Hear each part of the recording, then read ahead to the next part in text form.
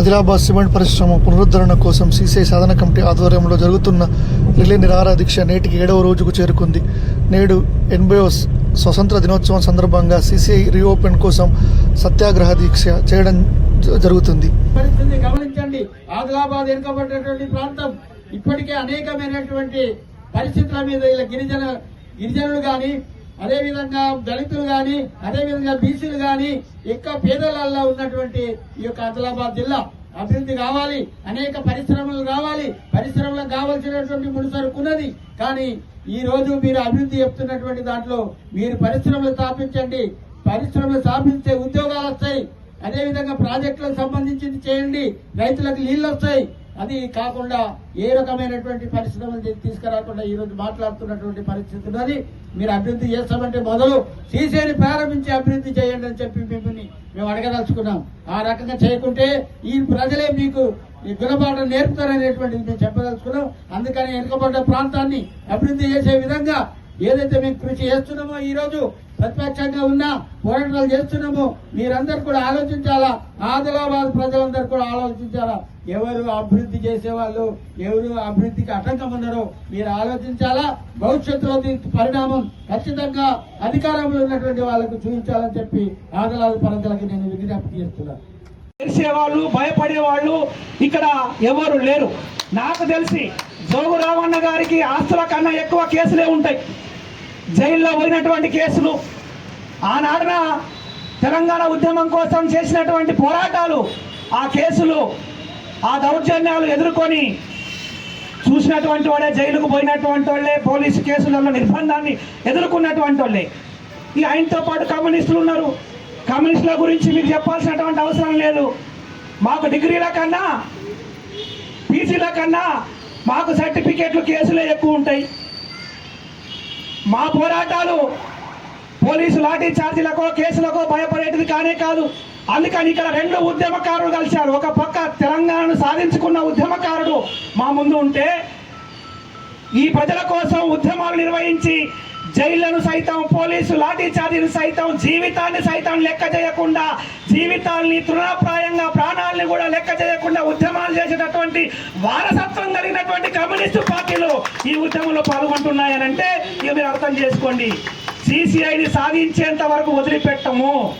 సీసీఐని సాధించి ఈ ఆదిలాబాద్ జిల్లా ప్రజలకు జోగు రామన్న గారి నాయకత్వంలో కానీ, సీసీఐ సాధన కమిటీ నాయకత్వంలో ఒక వరంగా, ఒక గిఫ్ట్ ఇవ్వబోతా ఉన్నాము భవిష్యత్తులో విద్యార్థులకు, నిరుద్యోగులకు, ఈ ఆదిలాబాద్ జిల్లా ప్రజలకు అని చెప్పి సందర్భంగా చెప్తూ ఈ పోరాటాన్ని మనం అందరం ఆ ఐక్యతతోని, స్పిరిట్తోని ముందుకు తీసుకెళ్ళాలని చెప్పి కోరుతూ ఈ అవకాశం ఇచ్చిన మీ అందరూ ధన్యవాదాలు. సెలవు మిత్రులారా. ఇప్పుడు మాజీ మంత్రివర్యులు జోగు రామన్న గారు దీక్ష శిబిరాన్ని ఉద్దేశించి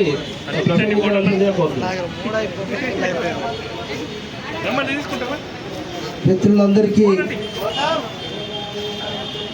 స్వతంత్ర దినోత్సవ సందర్భంగా ఇక సత్యాగ్రహ కార్యక్రమం, మరి సత్యాగ్రహ కార్యక్రమంలోనే ఈరోజు సీసీఐ పునఃప్రారంభించేంత వరకు మరి దీక్ష కొనసాగుతూ ఉంది.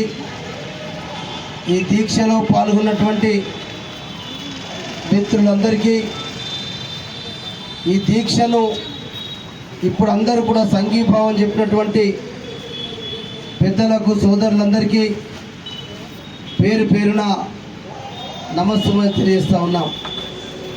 ఆ రోజు ఉప్పు సత్యాగ్రహం పేరుతో ఏదైతే మహాత్మా గాంధీ గారు స్వతంత్ర ఉద్యమంలో భాగంగా ఆనాడు ఆ మహనీయుడు పోరాటం చేసిన విషయం మనకు తెలుసు. ఇలా అదే తరహాలో, మరి ఇలా సత్యాగ్రహ తరహాలోనే ఆదిలాబాద్లో ఉన్నటువంటి సిమెంట్ పరిశ్రమను మరి ఇలా ప్రారంభించాలని చెప్పి కేంద్ర రంగ సంస్థ అయినటువంటి సిమెంట్ కార్పొరేషన్ ఆఫ్ ఇండియా ఇలా కేంద్రంలో మరి ఇలా 13 సంవత్సరాల నుంచి భారతీయ జనతా పార్టీ ప్రభుత్వం పనిచేస్తుంది. 13 సంవత్సరాలలో నాకు తెలిసి 2014 అంటే ఇలా 2014, ఇలా 2026 8 సంవత్సరాలు అవుతుంది. 12 సంవత్సరాలు.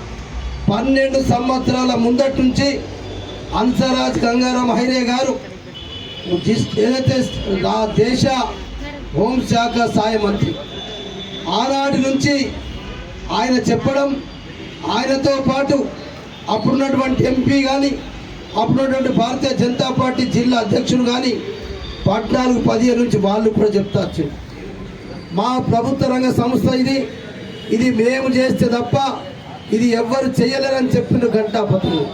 మేము దాన్ని ఒప్పుకుంటున్నాం. మీ కేంద్ర ప్రభుత్వ రంగ సంస్థ అయినప్పుడు మరి ఇలా వరుసగా 13 ఏళ్ల నుంచి మరి ఇలా మీ భారతీయ జనతా పార్టీ ప్రభుత్వమే మీ నరేంద్ర మోడీ గారు ఉన్నారు. మరి ఇలా దీనికి ఎవరడ్డం? ఇలా మీ నరేంద్ర మోడీ గారికి ఎవరడ్డం అంటారు?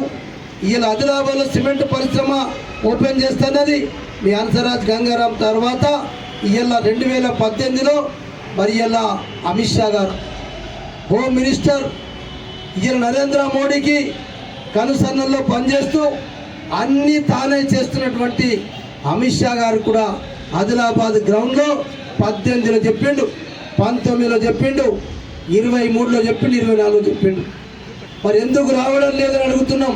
ఇవాళ మా పోరాటం అంతా కూడా ఇవాళ కేంద్రంలో ఉన్నటువంటి భారతీయ జనతా పార్టీ ప్రభుత్వం మీదే మరి ఇలా ఎమ్మెల్యే ఇలా ఎంపీ ఇక్కడనే గెలిచిండు, 2 సార్లు పార్లమెంట్ సభ్యుని గెలిపించిండ్రు, శాసన సభ్యుని గెలిపించిండ్రు.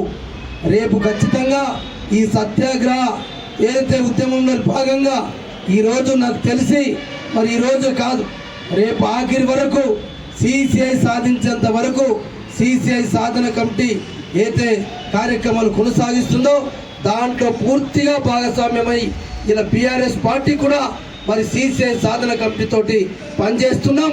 ఇది సాధించేంత వరకు సిసిఐ సాధన కమిటీ తోటే బీఆర్ఎస్ పార్టీ పోరాటం చేసి ఆదిలాబాద్లో మూతపడ్డటువంటి సిమెంట్ పరిశ్రమను తెరిపించేంత వరకు మా పోరాటం కొనసాగుతుందని చెప్పి తెలియజేస్తూ సెలవు తీసుకుంటాను.